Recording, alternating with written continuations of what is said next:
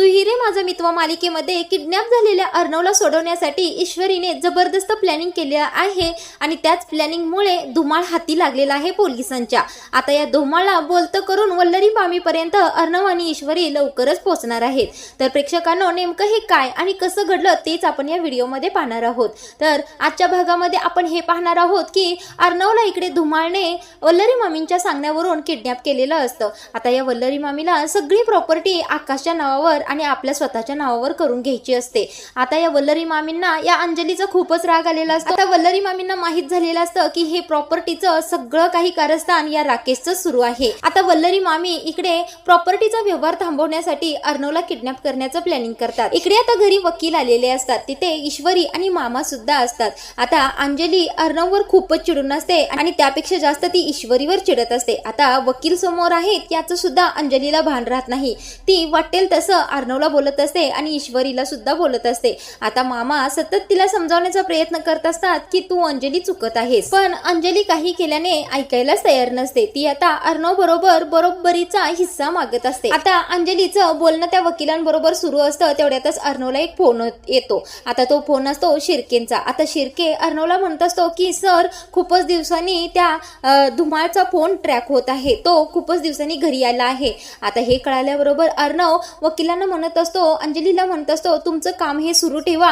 मला जावं लागेल, मला एक महत्वाचा फोन आला आहे। आता अर्णव जातच असतो, तेवढ्यातच ही अंजली खूपच चिडते आणि ईश्वरीचं नाव घेऊनच बोलायला सुरू करते। अर्णव म्हणतो, ताई तुला काय समजायचं ते समज, तुला काय समजायचंय ते समज, तुला काय हवं आहे प्रॉपर्टी मधील ते घेऊन टाक, पण मला आता गेलं पाहिजे, असं म्हणून अर्णव रागाने निघून जातो। आता अंजलीला खूपच राग आलेला असतो। आता इकडे अर्णव गेल्यानंतर एका जंगलामध्ये गेलेला असतो, तिकडे तो धुमाळ आलेला असतो, कारण वल्लरी मामींनी तसंच या धुमाळला धमकी देऊन वागायला सांगितलेलं असतं। आता या धुमाळने 2 गुंड बोलवून घेतलेले असते आणि स्वतःच्या पाठीमागे येईल असा त्याला इशारा अर्णवला धुमाळ करतो। आता धुमाळच्या पाठीमागे अर्णव धावत असतो, तेवढ्यातच तेथील जंगलातल्या एका घराजवळ जातो आणि अर्णव त्या धुमाळच्या पाठीमागे जाणार इतक्यातच अर्णवच्या तोंडाला बेशुद्ध होण्याची औषधाची पट्टी ते गुंड लावतात। आता ते गुंड अर्णवला बेशुद्ध करत असतात, तेवढ्यातच तो अर्णव सुद्धा बेशुद्ध होतो। आता अर्णवला इथे किडनॅप केलेलं असतं आणि धुमाळने वल्लरी मामीला फोन केलेला असतो की तुमचं काम झालेलं आहे। त्यावेळेला वल्लरी मामी चांगल्याच खुश होऊन म्हणत असतात, आता बघूया कसा प्रॉपर्टी अंजलीला निम्मी देतोय, ते सगळी प्रॉपर्टी माझीच आहे आणि ती मी माझ्या स्वतःच्या नावावर करून घेणार आहे। तेवढ्यातच इकडे आता ईश्वरी खूपच काळजीत असते की सर अजून कसे आले नाहीत, कुठे गेलेत बरं, ते काहीच कळायला मार्ग नाही। आता अशी काळजी करत असताना तिला पटकन आठवतं की शिर्केंना फोन करावा। आता शिर्केंना फोन केल्यानंतर शिर्के सांगतात की अर्णव सर त्या धुमाळचा पत्ता लागला म्हणून त्याच्याच पाठीमागे धावत गेले आहेत। आता ईश्वरीला हे कळाल्यानंतर ती खूपच घाबरते। आता तिला हे कळतं की अर्णव सरांना त्या जंगलातील घरामध्येच तर ठेवलं नसेल ना, असा विचार करून त्या घराकडे ईश्वरी धाव घेते। धाव घेतल्यानंतर तिथे गेल्यानंतर पाहते तर काय, अर्णव खूप जोराने ओरडत असतो त्या गुंडांना की मला तुम्ही का किडनॅप केला आहे, कशाबद्दल केला आहे, कुणी सांगितलंय तुम्हाला हे सगळं करायला। त्यावेळेला आता तो गुंड अर्णवला म्हणत असतो, तुम्हाला इथे 2 दिवस ठेवण्याचे पैसे आम्हाला मिळाले आहेत, त्यामुळे गुपचूप बसायचं। आता ईश्वरी इथे सगळं काही पाहत असते, तिला कळतं की अर्णव सरांना किडनॅप केलं आहे।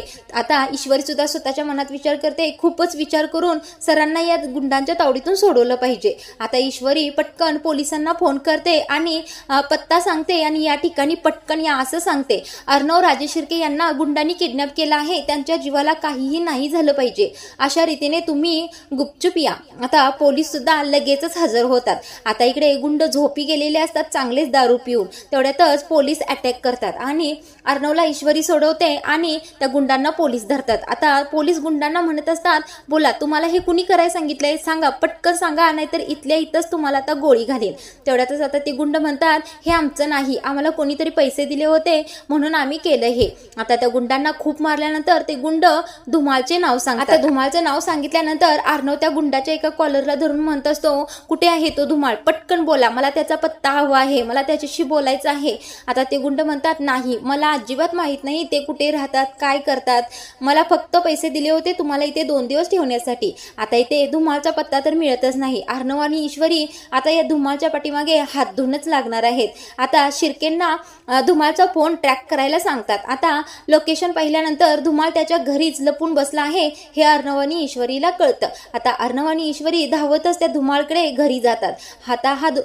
हा धुमाळ तर खूपच टेन्शनमध्ये असतो, याला घामच फुटलेला असतो या दोघांना पाहून.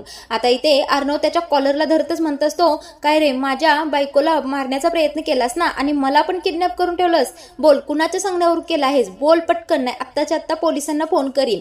आता धुमाळ इतका घाबरलेला असतो, आता हा धुमाळ खूपच घाबरलेला असतो, याची चांगलीच घाबरगुंडी उडलेली असते. तर प्रेक्षकांनो, पुढील भागामध्ये हा धुमाळ वल्लरी मामींचं नाव सांगेल का, हे पाहणं खूपच रंजक ठरणार आहे. तर प्रेक्षकांनो, हळूहळू मालिकेमध्ये खूपच ट्विस्ट दाखवत आहे, तो म्हणजे अंजली खूपच रागात आहे, वल्लरी मामींच्या कारस्थानाचा घडा भरत आहे, आणि हा राजेश या रिया बरोबर एक ना एक दिवस सापडणारच आहे. तर प्रेक्षकांनो, रोजचे रिव्ह्यू ऐकण्यासाठी आपल्या चॅनलला सबस्क्राईब करा.